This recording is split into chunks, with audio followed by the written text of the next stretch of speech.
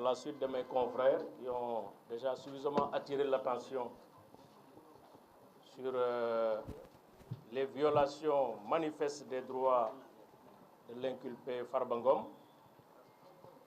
Je voudrais juste vous partager avec vous cette réflexion d'un grand penseur qui disait « excès de justice est une injustice ».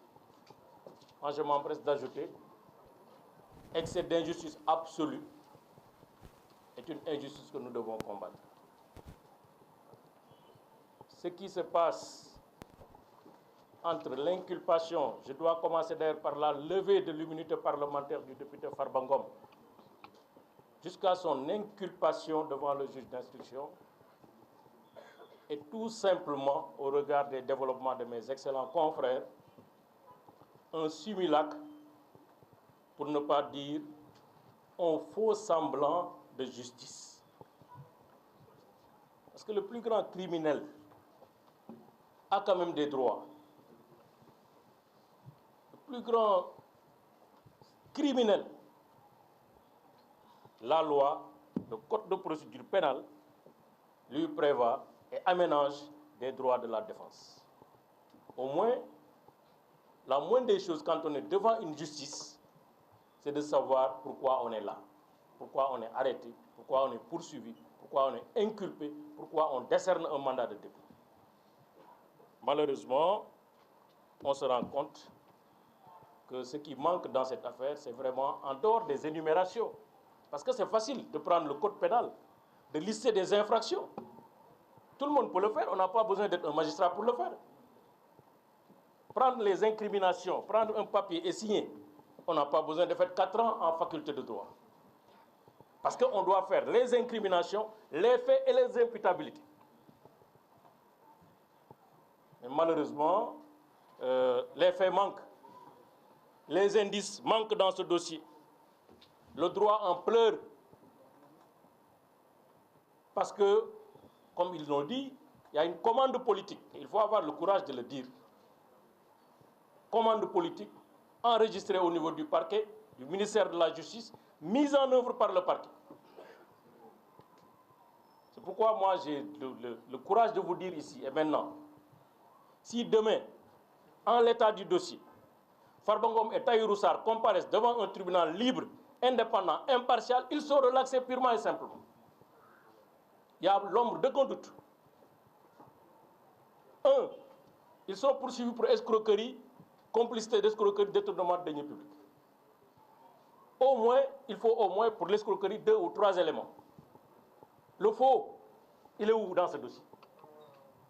Il est où le papier qui est caractérisé de faux, ayant permis de lever ces fonds? Il est où dans ce dossier? Il n'existe pas dans ce dossier. Il n'y a aucun papier qui a les vertus d'un faux dans ce dossier.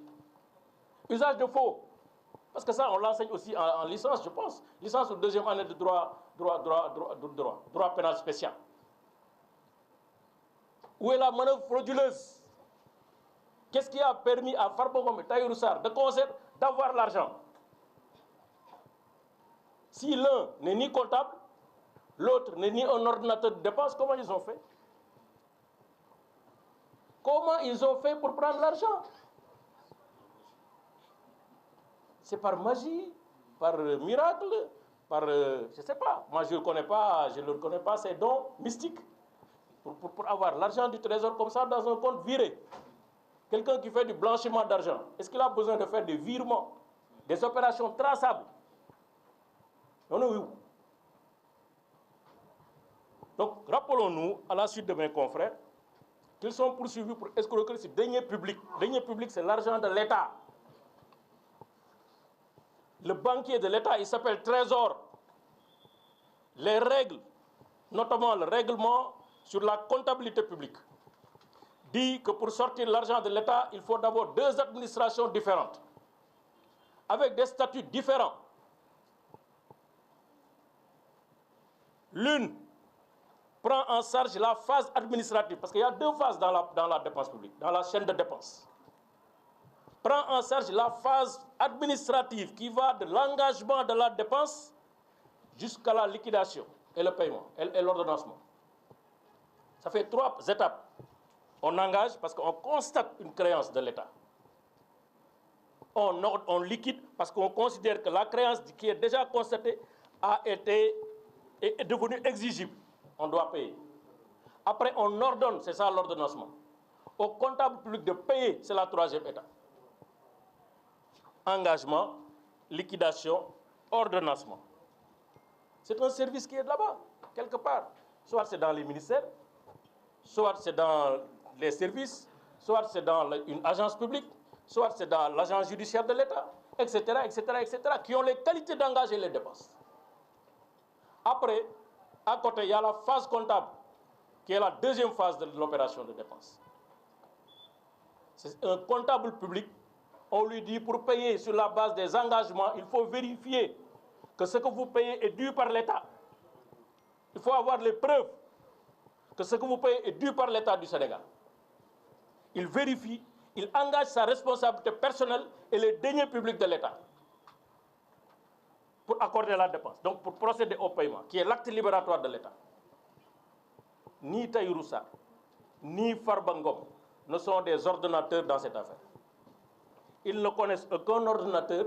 Le débat n'a sorti aucun nom d'un ordonnateur. À ce jour, aucun ordonnateur, aucun comptable public, aucune complicité établie, aucune relation établie entre Farba Ngom, Tahirou Sarr et un ordonnateur. Khana Djinele, qui a engagé, qui a ordonnancé, qui a liquidé, qui a payé. Farba n'a pas de cachet de l'État du Sénégal, n'a pas de mandat public, encore moins Tahirou Sarr. Il n'est pas notre client, mais on le défend parce que simplement, injustice. Faut me la faire que dans le wane. Parce que dès que nous avons dans ce cas, comment on peut dire qu'il y a quand même escroquerie? S'il n'y a pas escroquerie, il n'y a pas d'infraction, il n'y a pas une activité criminelle sous-jacente, on ne peut pas dire qu'il y a blanchiment d'argent. On ne peut pas dire qu'il y a blanchiment d'argent. Sinon, on viole le droit de propriété. Nous tous, des fois, on nous appelle dans nos banques. On fait un dépôt de 10 millions, 15 millions, 20, mais on nous appelle. Vous dites justifier, on justifie. Ce que la CENTIF a fait, c'est une commande politique exécutée. C'est ça la réalité. Le directeur général a été nommé, le président de CENTIF a été nommé en septembre 2024. 2 mois après, il fait un rapport. C'est clair, c'est un inspecteur des impôts et domaines. On sait très bien ce qui se passe dans ce pays. Il y a une gouvernance de la fiscalité. Il faut oser dire les choses et les nommer. Sinon, nous sommes gagnés. En l'espace de 2 mois, un service aussi complexe, vous n'avez même pas le temps de vous asseoir sur votre fauteuil. Vous pondez un rapport comme ça, compilation de chiffres. On compile tous les mouvements qui ont été faits dans le dossier, dans le compte de Tahirou Sarr, de 2013, 2014 à 2024. Pour un homme d'affaires, ça va faire 91 milliards. On prend tous les mouvements des comptes de Farba Ngom et de ses sociétés, on fait la compilation depuis 2014 jusqu'en 2024. Ça fait 31 milliards. Mais après,